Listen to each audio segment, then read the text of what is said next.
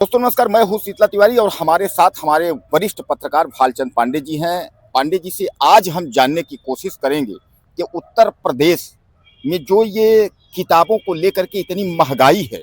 यानी शिक्षा व्यवस्था जो है, शिक्षा व्यवस्था चरमरा गई है तरीके से आप समझिएगा कि महंगाई का दौर जो है वह इतना तगड़ा है कि जो सामान्य घरों के बच्चे हैं वह अब स्कूल, प्राइवेट स्कूल जाने से कतराने लगे हैं। लेकिन जो घर के गार्जियन हैं वह तो आप जानते हैं कि जमीन जगह जो कुछ प्रॉपर्टी है वह बेचकर पढ़ाने के लिए तैयार हैं। तो पांडे जी से आज जानने की कोशिश कर रहे हैं कि क्या इस पर कुछ लगाम लग सकता है, किताबों के दाम कम हो सकते हैं, प्राइवेट स्कूल में जो री एडमिशन का फीस है उसमें कुछ रियायत हो सकती है, हर वर्ष फीस जो बढ़ाया जा रहा है उस पर कुछ हो सकता है, यानी सीएम योगी सरकार जो है इन पर कुछ लगाम लगा सकती है, इन स्कूलों के ऊपर कोई कार्यवाही कर सकती है, या इसी तरह जो है चलता रहेगा और जो मध्यम वर्ग के लोग हैं वो पिसते रहेंगे। तो पांडे, सबसे पहले हमारे दर्शकों को आप बताइए कि उत्तर प्रदेश की जो ये लूट है शिक्षा विभाग में, इसको किस तरीके से जो है रोका जाए, और खासकर जो है जो आजकल सरकारी स्कूल हैं वहां लोग कतरा रहे हैं, प्राइवेट की तरफ ज्यादा बढ़ रहे हैं, इसीलिए प्राइवेट लोग जो है इतनी डकैती पे उतारू हुए हैं। तो क्या लगता है कि सीएम योगी जो है इस पर कोई हस्तक्षेप करेंगे? पहले तो आप सभी को नमस्कार। तिवारी जी, जो आपने मुद्दा उठाया, ये मुद्दा बहुत ज्वलंत मुद्दा है। इस पे हर आदमी का समझ चलिए कि आय का लगभग 30% शिक्षा पे खर्च होता है, चाहे छोटा परिवार हो या बड़ा परिवार हो। ये बहुत मायने रखता है हर परिवार के लिए, हर परिवार की अर्थव्यवस्था के लिए। जो आपने आज मुद्दा उठाया है शिक्षा में होने वाले खर्च को लेकर के, ये देखिए, इसी को लेकर के इलाहाबाद हाई कोर्ट के बार एसोसिएशन के अध्यक्ष ने मुख्यमंत्री के नाम एक ज्ञापन दिया है, जिसमें बढ़ती हुई शिक्षा में महंगाई के लिए दिया गया है। अच्छा, इस पे संज्ञान भी लिया है गवर्नमेंट ने, और लगभग हर जिले के जिलाधिकारी ने अपने यहाँ एक सूचना प्रेषित किया है, जिसमें जितने भी विद्यालय हैं उनसे मांगा गया है पिछले उनके 5 साल के ऑडिट कराए गए फीस का, कि आप हमें जो ऑडिट कराया पिछले 5 साल का फीस का ब्यौरा दीजिए, आपने कितनी फीस बढ़ाई और उस अनुपात में अपने जो शिक्षक हैं उनको उनका पेमेंट कितना बढ़ाया। तो इसका प्रभाव कहीं ना कहीं दिख भी रहा है। जो एक तीव्र गति से फीस वृद्धि हो रही थी उसमें कहीं ना कहीं हमें लगाम लगता हुआ दिख रहा है, क्योंकि कई विद्यालयों में हमने देखा कि इसका कुछ प्रभाव दिख रहा है। जो मनमाने ढंग से फीस एडमिशन फीस में वृद्धि किए थे उनमें कुछ न कुछ कंट्रोल हुआ है,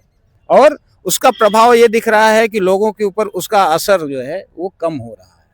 मतलब बोझ फीस का वो कम हो रहा है।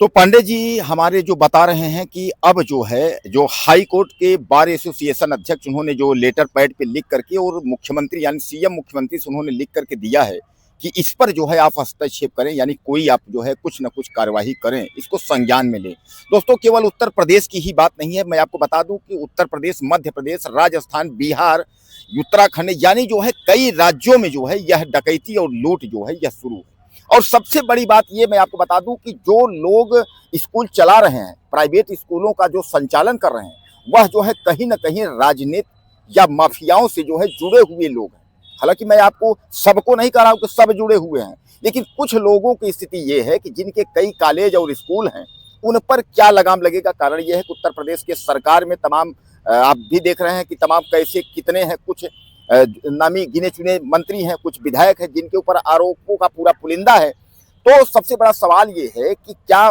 खासकर सबसे बड़ा प्रदेश जिसका रास्ता सीधे दिल्ली जाता है, वो उत्तर प्रदेश की जो बात कर रहे हैं, इस पर मुख्यमंत्री योगी आदित्यनाथ अगर संज्ञान लेते हैं तो आप समझ लीजिए कि प्राइवेट स्कूलों पर गाज गिरनी तय है। यानी आप जानते हैं कि वह जो है बुलडोजर बाबा के नाम से मशहूर भी हैं, और वह जो भी फैसला लेते हैं तो वह सीधे सीधे लेते हैं, और फैसला लेने के बाद वह किसी की सुनते नहीं है, चाहे वो नरेंद्र मोदी हो यानी देश के प्रधानमंत्री हो, चाहे वह गृह मंत्री हो। और इसीलिए तो कहा जाता है ना कि देश में जितने भी मुख्यमंत्री हैं वह सब रिमोट कंट्रोल से चलते हैं, लेकिन उत्तर प्रदेश की जो सीएम है वह खुद निर्णय लेते हैं। बहरहाल पांडे जी, ये आपको ये क्या लगता है, जैसा आपने कहा कि बार एसोसिएशन ने लेटर लिखा हुआ है, अब लेटर जो है मुख्यमंत्री को संज्ञान में है, तो क्या मुख्यमंत्री इस तरीके का कोई मामला ले सकते हैं, या नेपाल जैसी स्थिति की, नेपाल में जो है प्राइवेट स्कूलों को ही बंद कर दिया गया, केवल सरकारी स्कूलों को संचालित किया जा रहा है, कहा जा रहा है कि सब लड़के जो है वो सरकारी स्कूल में पढ़ें, तो क्या ऐसा कोई स्थिति आ सकती है कि उत्तर प्रदेश में प्राइवेट स्कूलों को बंद करने के लिए, या कोई इन लोगों पर कोई लंबी गाज गिरने की स्थिति हो कि आपका मान्यता रद्द हो जाएगा, इस तरीके ऐसा कुछ लगता है आपको? देखिए, ये तो संभव नहीं है तिवारी जी, क्योंकि हमारे यहाँ सरकारी विद्यालय इतना है नहीं कि सबको शिक्षा दी जा सके। वो न तो उतनी इंफ्रास्ट्रक्चर है सरकारी विद्यालयों को कि उनके पास कि वो सबको ये शिक्षा दे दें। लेकिन एक चीज़ गवर्नमेंट कर सकती है। गवर्नमेंट हम कह रहे हैं कि विद्यालयों का अनुदान देती है, सब कुछ देती है, ढेर सारे विधायक निधि से ग्रांट दिया जाता है। तो गवर्नमेंट एक चीज़ करवा सकती है, एक नियम लाए, उनके हर प्राइवेट विद्यालय को ये निर्देशित करे कि आप इससे ज़्यादा फीस वसूली नहीं कर सकते। हर साल आप एडमिशन के नाम पे, री एडमिशन के नाम पे फीस वसूली नहीं कर सकते। आप वही बुक चलाइए जो गवर्नमेंट विद्यालय में चलते हैं। ये तो जरूर निर्देशित गवर्नमेंट कर सकती है। अच्छा, ये अगर करती है गवर्नमेंट, तो कहीं ना कहीं हर गार्जियन को उससे कहीं ना कहीं उसके बोझ तले जो दबा है उससे राहत मिलेगी, और ये होना भी चाहिए। देखिए, आज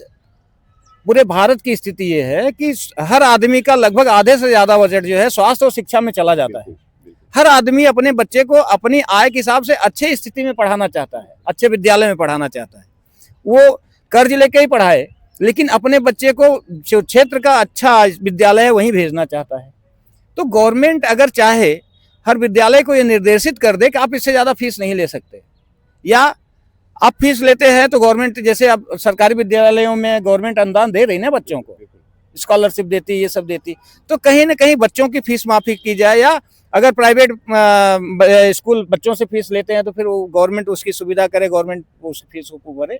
एक ये प्रावधान तो गवर्नमेंट को करनी चाहिए। जिस हिसाब से फीस में वृद्धि हो रही है, हर विद्यालय अपने हिसाब से मनमाना ढंग से फीस वसूली करते हैं। हम कह रहे हैं गवर्नमेंट अगर सरकारी विद्यालय में 15 या 20 रुपए फीस मंथली रखती है, 200 रुपए रखती है, तो वही 20 रुपए या 200 रुपए प्राइवेट विद्यालयों में करे। बाकी अगर प्राइवेट विद्यालयों को कमाना है तो गवर्नमेंट से कमाए, या फिर गवर्नमेंट से अनुदान लेना बंद कर दे। गवर्नमेंट जितना अनुदान दे रही, जितना ग्रांट दे रही, विधायक निधि, सांसद निधि से, ये सब देना बंद कर दे। और उनके जो ये जितने भी शिक्षण संस्थान है या जितने ट्रस्ट हैं, ये कहीं ना कहीं टैक्स में भी छूट पाते हैं शिक्षा संस्थान के नाम पे, या ढेर सारे ऐसे अनुदान है जो गवर्नमेंट से पाते हैं, सब पे गवर्नमेंट बैन कर दे। तो ये तो गवर्नमेंट को सोचना चाहिए कि जो बोझ गार्जियन के ऊपर पड़ रहा है, या तो उसको कहीं ना कहीं सरकार उसको वहन करे। जो प्राइवेट विद्यालय जबरदस्ती डाल रहे हैं, गार्जियन को उतना ही बोझ पड़े जितना सरकारी विद्यालय में पड़ता है, या फिर गवर्नमेंट ऊपर से ही कोई ऐसा आदेश लाए कि नहीं, आप फीस ही उतना लीजिए जितना गवर्नमेंट का ले लेते हैं। तो दोस्तों, बहरहाल पांडे जी ने, आपने देखा कि उन्होंने सब कुछ आपको बताया, री एडमिशन के बारे में भी कि अगर सीएम योगी जो है कितना कैसे करेंगे, तो री एडमिशन के बारे में, बुक के बारे में। और इन्होंने जो एक चीज कहा कि अगर जो है जब इस तरीके की वसूली ही करनी है, तो जो आप विधायक निधि से, सांसद निधि से, जहां से आप ग्रांट लेते हैं, जहां से निधि से पैसा लेते हैं, वो सब बंद कर दीजिए।